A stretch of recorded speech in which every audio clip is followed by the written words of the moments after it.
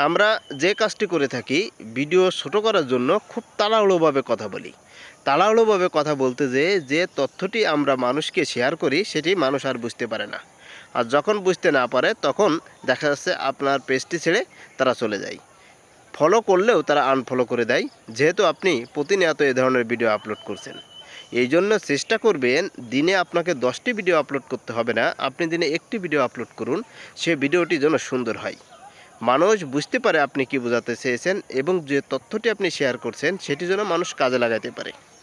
আপনি এমন একটি ভিডিও আপলোড করলেন যা মানুষের কাজে আসে না, আপনি যে ইনফরমেশনটি দিচ্ছেন সেটি আবার বোঝাও যাচ্ছে না, তাহলে আপনার ভিডিও মানুষ কেন দেখবে?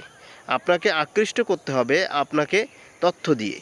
আপনি যে বিষয়ে ভিডিও তৈরি করবেন ওই বিষয়ে সুন্দর উপস্থাপনার মাধ্যমে। আপনি যদি বিনোদনমূলক হয় তাহলে এমন সুন্দর ভিডিও তৈরি করুন যা ভিডিওটি দেখে আপনাকে ফলো করে যায়, পরবর্তীতে ভিডিওটি আপলোড করে সবার আগে দেখার জন্য। যদি আপনি ফেসবুক সহ অন্য কোনো ইনফরমেশন শেয়ার করেন তাহলে ইনফরমেশনটি যেন সত্য হয় এবং মানুষ সেটি শুনে বুঝে যেন কাজে লাগাইতে পারে।